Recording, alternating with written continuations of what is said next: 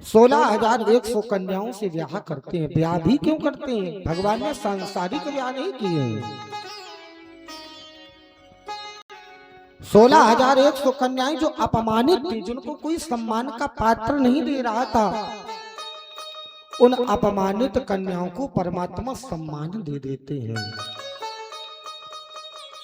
बगीचे में हर पुष्प खिला करते हैं, लेकिन उस पुष्प का सौभाग्य होता है जो भगवान की पीठ तक चढ़ता है। वो पुष्प का दुर्भाग्य होता है जो जमीन के नीचे रौंद दिया जाता है। उसी प्रकार संसार के बगीचे में परमात्मा रूपी माली ने हर जीवात्माओं को खिलाया है, लेकिन जो जीव भगवान पर चढ़ जाता है उसका परम सौभाग्य बढ़ जाता है, और जो जमीन पर गिर के वासना में फंस जाता है उसका परम दुर्भाग्य बढ़ जाता है।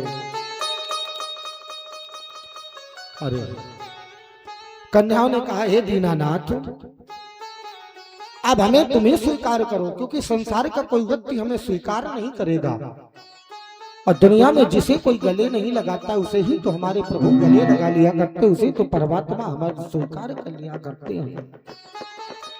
आज हमारे ठाकुर जी ने उन गोपिकाओं को स्वीकार कर लिया है।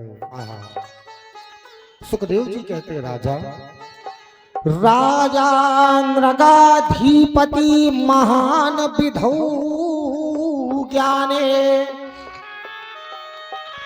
देवता शरणं कुतस्ते गता। महाराज एक बार भगवान जा रहे थे रास्ते से, तो भगवान को एक कुएं में गिरगिट मिला, और जब एक कुएं में भगवान को गिरगिट मिला, भगवान ने उस गिरगिट को पकड़ा तो वो गिरगिट राजा के आकार में हो गया। भगवान ने उस गिरगिट से कहा, तुम कौन हो? गिरगिट ने कहा, राजा आसी तो नाम नगा, मेरा नाम राजा नग है। भगवान ने कहा, तुम्हारी ये दुर्गति कैसे हो गई? कहा, प्रभु मेरी दुर्गति का एक कारण है। क्या कारण है? बोल डालो। राजा नग ने कहा, महाराज मैं बहुत बड़ा अधिपति राजा था, मेरे पास सर्वगुण राजा था, मैं बहुत अच्छा राजा था। भगवान ने कहा, तुम इतने बड़े राजा थे, तुम्हारी ये दुर्गति कैसे हो गई? तो राजा ने कहा, महाराज मैं सर में जितने बाल हैं, आकाश में जितने तारे हैं, मैं इतनी गौओं को दान करता था, सोने के सींग और चांदी के खुर मढ़ा मढ़ा करके। भगवान ने कहा, तुमने इतना दान किया, फिर भी तुम्हारी ये दुर्गति हो गई? राजा नग ने कहा, महाराज एक बार हमसे अपराध हो गया। अपराध क्या हुआ वो कह डालो। कहा, महाराज एक दिन पंडित जी आए और कहा, राजन हमें गाय चाहिए। मैंने कहा, गौशाले में चले जाओ। पंडित जी गौशाले में चले गए, गैया मैया को लिया और बोले, राजा मैं भिक्षा लेने के लिए जा रहा हूँ, थोड़ी देर बाद आऊंगा तो अपनी गैया को वापस लेके चला जाऊंगा। राजा ने कहा, ठीक है। गौशाले में ही छोड़ करके पंडित जी चले गए, और जैसे ही चले गए तब तक दूसरे पंडित जी आए। दूसरे पंडित जी ने कहा, राजा हमें भी गैया चाहिए। राजा ने कहा, गौशाले में चले जाओ, गैया ले लो। राजा ने गौशाले में पंडित जी को भेजा तो वही पसंद की गैया जो पहले वाले पंडित जी को राजा दान कर चुके थे। अब गाय लेकर के वो पंडित जी जैसे ही जाने लगे, तब तक पहले वाले पंडित जी आ गए। पहले वाले पंडित जी ने कहा, राजन ये तो गाय मेरी है। दूसरे वाले पंडित जी ने कहा, ये गाय मैंने पसंद की, ये गाय मेरी है। दोनों ब्राह्मण आपस में लड़ने लगे, झगड़ने लगे। वो एक ने कहा ये गाय मेरी है, एक ने कहा मेरी है। राजा ने जैसे ब्राह्मणों को लड़ता हुआ देखा तो राजा ने कहा कि ब्राह्मण देवता झगड़ो मत, ऐसा करो इस गाय के बदले तुम इस गाय को भूल जाओ, मैं इस गाय के बदले तुम्हें 10-20 गाय और दान कर दूंगा, इस गाय को आप स्वीकार कर लो। पंडित जी को क्रोध आ गया। पंडित जी ने कहा, नीच दुष्ट पापी आतताई अधम, तुझे शर्म नहीं आती? तू गाय के बदले गाय देता तो मैं गाय को स्वीकार कर लेता, लेकिन तूने गाय के बदले हमें गाय नहीं दी, तू मुझे लालची समझता है। तू मुझे 2-4 गाय दे करके सोच रहा है कि पंडित जी मान जाएंगे। तो सुन, मैं ब्राह्मण हूँ, दान लेने वाला हूँ, लेकिन मैं लालची नहीं हूँ। अगर तूने मुझे लालची समझा है तो सुन, राजा गिरगिट की तरह रंग बदलने वाले राजा, हम तुझे श्राप देते हैं कि तू राजा गिरगिट बन जा। साहब राजा गिरगिट बन गया। मेरे भाई अपराध अगर जीवन में हो जाए तो अपराध की सजा तो केवल एक ही माफ कर सकता है, या तो भगवान के चरणों में बैठा हुआ सत्संग या परमात्मा की कृपा। रोने लगा राजा, चरणों में गिर पड़ा ब्राह्मण देवताओं को। ब्राह्मणों के कहा, हे ब्राह्मण देवता मेरे अपराध को क्षमा करो। ब्राह्मणों ने कहा मुख से निकल गया है शब्द वापस नहीं आएगा, लेकिन जाओ भगवान के हाथों तुम्हारा कल्याण होगा। राजा नग ने कहा इतना दान करने के बाद भी आज दानी की ये दुर्गति हो गई है। मैंने कहा है कथा में, दान कभी भी करना और यह मत सोचना कि मैं कर रहा हूं, क्योंकि देने वाला कोई दूसरा है, हम तो केवल एक माध्यम है। आज अगर वो हमें सामर्थ्यवान न बनाता, आज वो हमें गुणवान न बनाता, आज हमें वो निधिवान न बनाता, आज हमें वो सत्कर्मावान न बनाता, तो आज मेरे पास सब कुछ होते हुए भी मैं कुछ नहीं कर पाता। मेरे भाई, धन तो लोगों के पास धरा रहता है, लेकिन वक्त में काम नहीं आता है, क्योंकि शरीर ही साथ देता है, धन कभी साथ नहीं देता। क्या कारण है? बड़े बड़े सोफे पर सो जाने से हमें नींद नहीं आती, भगवान की कथा में हमें सुख मिलता है। कारण एक ही है कि परिवार में रह करके सुख मिल रहा है, लेकिन यहाँ शांति का उद्गम दर्शन हो रहा है। और जब तक जीव की जिंदगी में शांति नहीं मिलती है प्यारे, तब तक जीव को कुछ भी प्राप्त नहीं होता है। शांति कब आती है जीवन में? जब जीवन में व्यक्ति के संतोष का धन प्राप्त हो जाता है। एक बार बाणासुर भगवान के पास में पहुंचा, भगवान शंकर की उपासना की। भगवान शंकर ने कहा क्या चाहिए तुम्हें? इसने कहा प्रभु हमें 1000 हाथ दे दो। भगवान ने कहा तुम्हें 1000 हाथ दे देंगे, क्या करोगे 1000 हाथों का? बोला महाराज हम तो आपकी पूजा करेंगे, उपासना करेंगे, वंदना करेंगे, हम उसी से घंटा बजाएंगे, एक से शंख बजाएंगे, एक से घड़ियाल बजाएंगे। भोलेनाथ ने कहा ठीक है।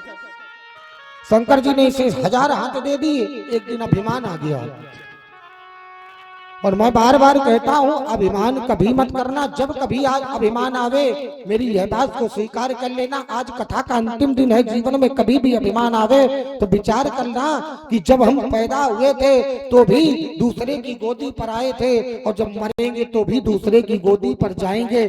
हमारे पास कुछ नहीं है साहब, ना है ना कभी कुछ लेके जाएंगे। बिटिया भी चली जाएगी, ससुराल जाके भूल जाएगी, बेटा भी बहू में आके मस्त हो जाएगा, पति भी दुनिया से चला जाएगा। अकेला आया था अकेला ही जाएगा। बस तेरे साथ किया गया कर्म, तेरे साथ किया गया धर्म और ली हुई परमात्मा की बारी ही तुम्हारे साथ जाएगी, और कुछ नहीं जाएगा। बाणासुर भगवान शंकर के पास में पहुंचा, कहा भगवान हमसे युद्ध करो। भगवान ने कहा देखो मैं तुमसे लड़ नहीं पाऊंगा, क्योंकि मैंने ही तुझे शक्ति दी है, मैं तुझसे लड़ कैसे सकता हूँ। और मैं कहता हूँ सबसे दुश्मनी करना, लेकिन भगवान से कभी दुश्मनी मत करना, क्योंकि भगवान की दुश्मनी इतनी नुकसान करती है कि मरने के बाद उसी के धाम जाना पड़ता है। संसार से दुश्मनी करो चल जाएगा, क्यों? क्योंकि हमें उसके घर जाना ही नहीं भाई। दुश्मनी हम मान लो आपसे कर ले तो हमें आपसे मतलब ही नहीं है, आपको हमसे मतलब नहीं है, आपको हमसे मतलब नहीं है, लेकिन दुश्मनी कभी उससे नहीं की जाती। एक बिटिया अगर ससुराल में दुश्मनी करेगी तो क्या ससुराल में खुशी से रह पाएगी?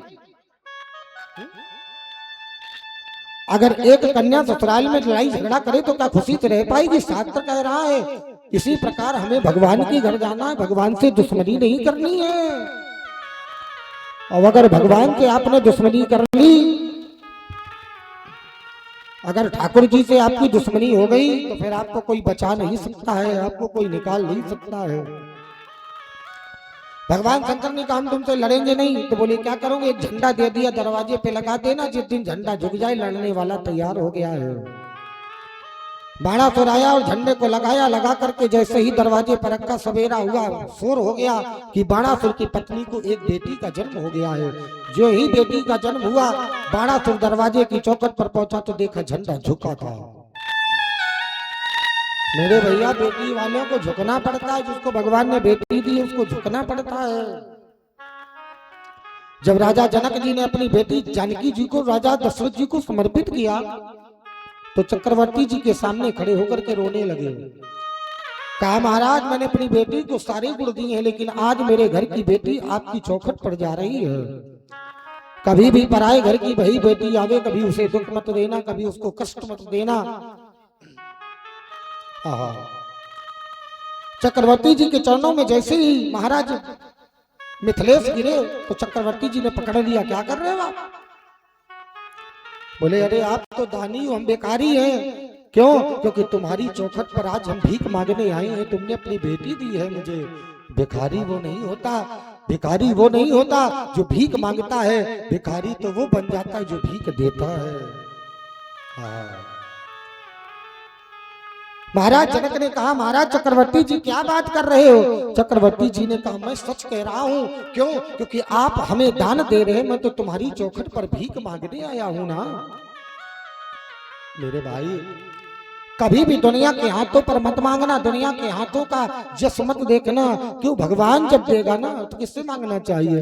बोले दाता एक राम, भिखारी सारी दुनिया, दाता एक राम।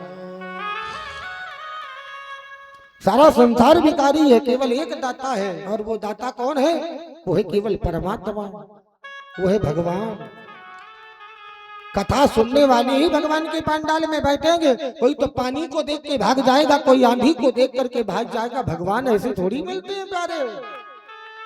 अग्नि में तपे प्रहलाद, संकट में जले ध्रुव की जीवन को देखना जब कष्ट पाए, क्योंकि तप बल संग शंभु करई संघारा, और तप बल शेष हरई मही भारा।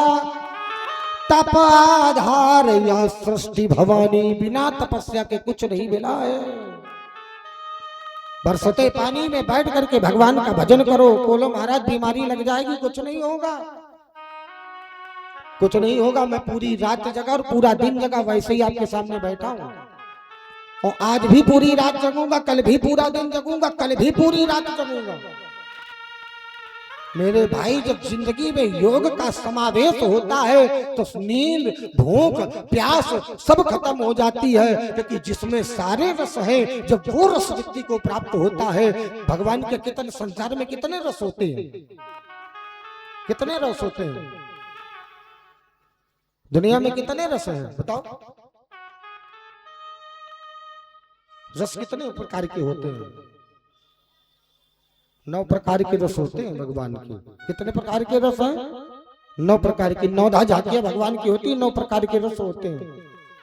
जनक जाति अवलोकन कैसे सजन सगे प्रिय लागे, जैसे ऐसे परमात्मा है। 7 प्रकार के 9 प्रकार के 9 रसों में परमात्मा की दिव्य झांकी का दिव्य दर्शन हुआ करता है। हमारे प्रभु कृपा करते हैं, लेकिन कृपा कब करेंगे? जब आपकी जिंदगी में दया होगी, जब आपकी जिंदगी में करुणा होगी, जब आपकी जिंदगी में मधुरता होगी। आपकी वाणी में मधुरता होनी चाहिए। आप पंडाल में बैठ करके भगवान के पास आ गए और भगवान के चरणों में बैठ करके अगर हमारा मन नहीं लगा, अगर भगवान के चरणों में बैठ करके हमारा मन नहीं लगा, भगवान के चरणों में बैठ करके हमारी इंद्री परमात्मा के चरणों में जितेंद्री नहीं हुई, तो कोई मतलब नहीं निकलने वाला है, कोई मतलब मिलने वाला नहीं है। क्या हमने पाया है जीवन में? क्या हमें मिला है?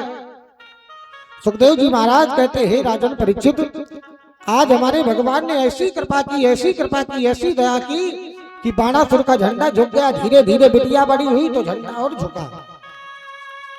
बाणासुर की बिटिया का नाम रखा गया ऊषा। ऊषा ऊषा बाणेश पुत्रेति भावम पूज्यायते पूज्यते। बाणासुर की जो पत्नी है, बाणासुर की जो बेटी है ना, उसका नाम है ऊषा। और ऊषा के द्वारा आज एक सपना देखा गया। सपने में क्या देखा कि मैंने किसी को अपना पति बना लिया है। अब ऊषा बड़ी बेचैन रहती है। क्यों? क्योंकि वो हमें मिल नहीं रहे, दिख नहीं रहे। ऊषा की एक सखी है जिसका नाम है पवन रेखा। एक दिन पवन रेखा ऊषा के पास पहुंची। ऊषा ने कहा पवन रेखा मेरे मन को शांति नहीं मिलती। पवन रेखा ने कहा क्या बात है? ऊषा ने कहा मैंने सपने में एक को देखा है, वो दिखता नहीं है। तो पवन रेखा को वरदान है, ये सबके चित्र बना लेती है, चित्र बनाना प्रारंभ करती है। देवता दानवों चित्रम, देवताओं के चित्र बनाए, इसमें है कोई नहीं। दैत्यों के चित्र बनाए, इसमें है कोई? बोले नहीं। गंधर्व किन्नरोति चित्रम, गंधर्वों के बनाए, बोले इसमें है कोई? बोले नहीं है, इसमें भी कोई नहीं है। इसके बाद में रामम कृष्णम चित्रम, राम के बनाए, बोले इसमें? बोले नहीं। कृष्ण के बनाए, बोले इसमें है कोई? ऊषा ने कहा इसी वंश में लग रहा है कोई है। ऊषा को चित्र दिखाया। पहले कृष्ण भगवान का, फिर कृष्ण के पुत्र अनिरुद्ध, फिर प्रदुम्ब जी का, प्रदुम्ब के पुत्र जब अनिरुद्ध जी का दिखाया चित्र तो कहती है उषा बस रुक जाओ, मुझे लगता है यही है वो। पवन रेखा ने उड़ा करके द्वारिका से ला करके आज सुतल लोक पर बाणासुर के राज्य पर आज सोनितपुर में स्थापित कर दिया अनिरुद्ध जी को। अनिरुद्ध जी के साथ में आज उषा निवास कर रही है। और इधर क्या हुआ, बाणासुर को जैसे ही पता चला कि मेरी कन्या के पक्ष में कोई वर प्रवेश कर गया है तो अनिरुद्ध जी को उठा करके कारागार में डाल दिया। भगवान को क्रोध आया, युद्ध के लिए तैयार हो गए। बाणासुर के साथ भगवान युद्ध करने लगे और जैसे ही बाणासुर ने झंडे को देखा तो आज झंडा झुका हुआ था। जिंदगी में मेरे भाई झुकना सीख लो, चाहे जितना भी बड़ा इंसान क्यों ना हो वो तुम्हारे सामने सलाम हो जाएगा। जिंदगी में झुकना सीखो। बोले कौन झुकता है, अकड़ता तो सब मुर्दा है। झुकना तो इंसानों को ही चाहिए, लेकिन हम किसी के सामने झुकना नहीं चाहते, हम किसी के सामने कुछ करना नहीं चाहते। अरे भैया झुक करके देखो, जो शांति झुकने में है वो शांति बड़े होने में नहीं है। और जब कभी बड़े होने का अभिमान आवे तो विचार करना कि हम इतने बड़े नहीं हो सकते, क्योंकि हमारे भी ऊपर कोई खड़ा है, वो भी सबसे बड़ा है, लेकिन आज तक कभी ये नहीं कहता कि मैं बड़ा हूं। तो कभी ये नहीं कहता कि मैं बड़ा हूं। हमारे पास थोड़ा सा धन आ जाए, थोड़ी सी संपत्ति आ जाए, हम कह देते महाराज हम बड़े पैसा वाले, हम सब पैसे वाले। भैया तुम क्या हो, माना कि शून्य की कोई कीमत नहीं होती। घटाओ जोड़ो भाग दो गुणा करो तो शून्य, लेकिन जब एक में शून्य लगता है तो पूरी गिनती का आकार बदल देता है। उसी प्रकार हमारा जीवन शून्य है। जैसे शून्य की कोई कीमत नहीं वैसे जीवन की कोई कीमत नहीं, लेकिन शून्य एक में लगते गिनती बदल देता है, वैसे ये जीवन भगवान के चरणों में लगते ही अपना जीवन बदल देता है। परमात्मा के चरणों का जीवन बदल जाता है। हमारे साथ क्या आया था। और मैं एक बात और कह दूं, ये बात मेरी बिल्कुल ध्यान दे करके सुनना। जब किसी की बुराई करना, जब किसी के विषय में उल्टा सीधा सोचना, जब कभी किसी को जब किसी को निकलने में बाधक बनना, जब किसी की धैर्य छेक लेना, जब किसी को किसी प्रकार का कष्ट देना, तो याद रखना हमारे साथ कुछ नहीं जाएगा। और मैंने कहा एक कफन भी क्या चीज होती है, जिसने बनाया उसने रखा नहीं, और जिसने खरीदा उसने बेच दिया, और जिसने पहना उसको पता ही नहीं कि मैं पहन क्या रहा हूं। जिसने पहना उसको पता ही नहीं है कि मैं पहन क्या रहा हूं। क्या है हमारे साथ, क्या है हमारे साथ। अभिमान आ गए तो विचार करना, हमें जन्म दूसरे ने दिया, हमें नाम दूसरे ने दिया, हमें पढ़ाया दूसरे ने, हमें पत्नी दूसरे ने दी, हमें बच्चे दूसरे ने दिया, हमें कमाना दूसरे ने सिखाया, हमें खिलाना दूसरे ने सिखाया, हमें जलना दूसरे ने सिखाया, और मर जाएंगे तो मरघट तक भी हमें दूसरे ही ले जाएंगे। हम क्या करके आए थे, क्या लेके जाएंगे, क्या लेके जाएंगे, बोलिए कुछ लेके जाएंगे क्या। ना कुछ लेके जाएंगे ना कुछ लेके आएंगे। बोले जिंदगी एक किराए का घर है, एक न एक दिन बदलना पड़ेगा। मौत जब तुमको आवाज देगी, इस घर से बाहर निकलना पड़ेगा। सब कुछ बाहर निकलना पड़ेगा, कुछ नहीं होगा। न कुछ लेके आए थे न कुछ लेके जाओगे। तुम राजा महाराजाओं से बड़े नहीं हो कि नहीं हो। भगवान युद्ध करने लगे, यहाँ पांडाल में बैठ करके तो सुनते हैं, लेकिन घर में जाते ही सब भूल जाते हैं, खत्म काम हो जाता है। बाणासुर के साथ भगवान घमासान युद्ध करते, बाणासुर हार गए। उनसे कभी ना लड़ो जो तुमसे बड़े हो।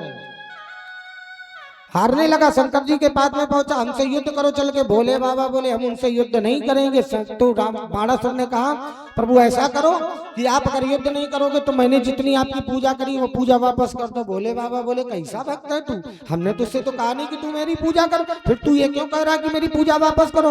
बाणासुर ने कहा तुम्हें लड़ने चलना पड़ेगा, ये भक्त का निवेदन है।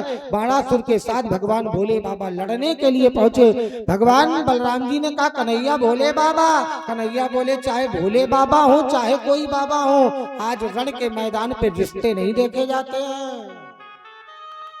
रण के मैदान में रिश्ते नहीं देखे जाते। अगर रण के मैदान में कोई खड़ा है ना तो रिश्ता नहीं देखा जाता। तुम अगर रिश्ता देखोगे, रण के मैदान में खड़े थे महाराज श्री अर्जुन। भगवान ने कहा मारो, अर्जुन ने कहा किसको मारे, ये अपने हैं। भगवान ने कहा शरीर तो तुम्हारे अपने हैं लेकिन आत्मा से ये मेरे हैं। जैसे शरीर आत्मा का बंधन में मुक्त नहीं होता, जैसे ही कपड़े फटे पुराने होकर के कपड़े नए पहन लिए जाते, वैसे ही आत्मा भी फटे पुराने शरीर को छोड़ करके नए आवरण को धारण कर लेती है। ये नए आवरण को धारण करने वाली है ये। इसलिए विचार मत करो, जो कुछ है बोले बाबा बोले ये रण का मैदान है, इस मैदान में जो आवेगा उसके साथ घमासान युद्ध होगा। भगवान महादेव का और भगवान कृष्ण का युद्ध हुआ है भागवत में। अंत में भोले बाबा के ऊपर मोहिनी मंत्र का प्रभाव जिस समय भगवान कृष्ण ने किया है, उसी समय प्यारे भोले बाबा मोहित हो गए। एक बात बता मैं, ये मोहिनी मंत्र बहुत प्यारा मंत्र है। इस मंत्र को सिद्ध कर लो, मैंने इस मंत्र को सिद्ध किया है। यह मोहिनी मंत्र अगर आप सिद्ध कर लोगे तो किसी भी स्थान पर जाओगे सामने वाला व्यक्ति आपको मोहित हो जाएगा। लेकिन इसको बड़ा कष्ट पड़ता है, सम्मोहिनी मंत्र को सिद्ध करने में बड़ा कष्ट आता है, बड़ा दुख आता है। कहीं भी आप किसी भी लक्ष्य पर आप खड़े हो जाओगे, अगर सम्मोहिनी विद्या का मंत्र डालकर किसी भी मंच पे, किसी भी लड़ाई पे, किसी भी ग्रंथ पर अगर आप खड़े हो गए तो सामने वाले से जो मांगोगे वो दे देगा। ये सम्मोहिनी विद्या का प्रभाव होता है, लेकिन ये बड़ी कठिनाई से सिद्ध होता है। रात्रि के 12 बजे सिद्ध होता है। सुखदेव जी महाराज कहते हैं राजन परीक्षित, भगवान शंकर जी जैसे ही मोहित हुए तो जाने लगे। बाणासुर बोला कहाँ जा रहे हो? बोले बाबा बोले तेरी पूजा खत्म, मेरा युद्ध खत्म। बाणासुर ने कहा प्रभु, भोले बाबा बोले तेरी पूजा खत्म, मेरा युद्ध खत्म। जितनी पूजा की है उतने दिन भगवान तुम्हारे साथ देंगे, पूजा खत्म हो जाएगी, तुम्हारे ऊपर से हाथ हटा लेंगे। आप कहते हो महाराज हम बेटा पिताजी ने बड़ा गलत किया, बेटा भोग रहा है ना, ना पिता का किया बेटा, ना बेटा का किया पिता, ना माता का किया बेटी, ना बेटी का किया माता। कोई किसी का कर्म नहीं भोगता है। जैसा करोगे वैसा ही तुम पाओगे। चाहे पत्नी करे, चाहे बेटा करे, चाहे बेटी करे, चाहे परिवार करे, चाहे घर द्वार करे, जो जैसा करता है उसको वैसा ही मिलता है। अगर ना होता तो ये ना कहना पड़ता कि काहू न कर सुख दुख कर दाता और निज कृत करम भोग सब भ्राता। अपने अपने कर्मों का दंड सभी व्यक्ति पाते हैं। भगवान बाणासुर को मारने लगे। बाणासुर की मैया कोटला आ गई, प्रभु दया करें। भगवान को दया आ गई। कहा बाणासुर से कहो अपनी बेटी का ब्याह मेरे प्रपोत्र के साथ में कर दे। बाणासुर ने अपनी बेटी उषा का ब्याह भगवान के प्रपोत्र अनिरुद्ध जी के साथ में कर दिया और भगवान से बाणासुर का रिश्ता बन गया। और दुनिया में जब रिश्ता बन जाता है साहब तो सारी बुराई खत्म हो जाती है। आइए कथा में प्रवेश करें। समय हमें भी हो रहा है क्योंकि हमें भी जाना है। भगवान ने कल्याण किया। कल्याण करने के बाद हमारे ठाकुर जी दया का निधान है, दया के निधान है। आइए अब आप प्रवेश करते हैं भगवान की पावन कथा में।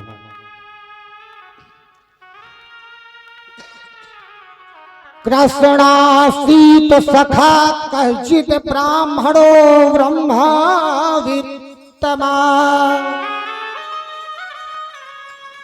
विरक्त इंद्रियार्थेषु प्रसन्नात्मा जितेन्द्रिया। एक भगवान का भक्त हुआ है जिसका नाम है ब्राह्मण है, सुदामा है। और सुदामा नाम का जो ब्राह्मण है, जो सुदामा नाम का ब्राह्मण है, ये बड़ा ही बड़ा प्रेमी है। दिल में प्यार हो जाए, दिल में अगर विश्वास है तो भगवान मिलेंगे, विश्वास नहीं हो तो कुछ नहीं होगा। हमने कहा महाराज हमें विश्वास ही नहीं है। जब विश्वास नहीं, बेटे पे विश्वास है, संपत्ति पे विश्वास है, पति पे विश्वास है, लेकिन भगवान पे विश्वास नहीं। और जब नहीं है, आप कहोगे महाराज विश्वास कब होता है व्यक्ति को? अगर विश्वास होगा कब? जब आपका भरोसा होगा। हमें विश्वास था, भरोसा हमारा मजबूत हुआ। कोई आई बाधा, कोई आया विघ्न, कोई आई परेशानी, ना कोई वार्तालाप, ना कोई वाद विवाद। मैं इतना सुंदर ढंग से इस मंच पे कथा कही हमने, ना कोई टेंशन, बिल्कुल टेंशन फ्री। हाँ, न समय का पाबंद, न आने का पाबंद, न जाने का पाबंद, बिल्कुल टेंशन फ्री होकर के। और जीवन में याद रखना, फ्री अगर होना तो भगवान के चरणों में बैठना। कोई आया ही पाबंद, बताइए। और बढ़िया पैसा भी बिहारी जी की कृपा से आया। इतना धन आया कि आप लोगों ने इतना धन, उसके हमेशा हम ऋणी रहेंगे, आपके आभारी रहेंगे। भागवत जी आपके जीवन में कृपा बरसावे, और मैया की कृपा ऐसी बरसे, काली मैया आपके जीवन में ऐसी बरसे कि जैसे बारिश की बूंद जमीन पर गिरते ही सारी धरती को गीला कर देती है, वैसे ही कृपा की बूंद आपके ऊपर गिरे और आपके जीवन को अच्छा कर दे, जीवन को सुंदर बना दे। और जीवन में साहब कथा सुनने से क्या बोले महाराज, कथा सुनी कितने लोगों को परिवर्तन आ गया, बोलिए कथा का क्या मतलब है? बोले बिनु सत्संग विवेक न होई, और राम कृपा बिनु सुलभ न सोई। बिना राम की कृपा से सत्संग की गंगा में भी नहाने को नहीं मिलता है। सुदामा कैसा है? किसी ने विचार किया सुदामा कैसा है, तो एक संत ने कहा सुदामा बड़ा प्यारा है, कभी किसी के आगे रोता नहीं। एक निवेदन करें साहब, अगर गरीब आदमी बैठ करके जमीन में भोजन करता है ना, गरीब आदमी बैठ करके जमीन में भोजन करता है ना, तो इसी गांव के लोग कहते हैं महाराज ये इसकी औकात है। लेकिन अमीर आदमी बैठ कर जमीन में भोजन करता तो लोग कहते बहुत महान है, बहुत अच्छा है। अगर गरीब आदमी फटे पुराने कपड़े पहन लेता है तो बोले ये तो महाराज बेकार है। और अमीर आदमी,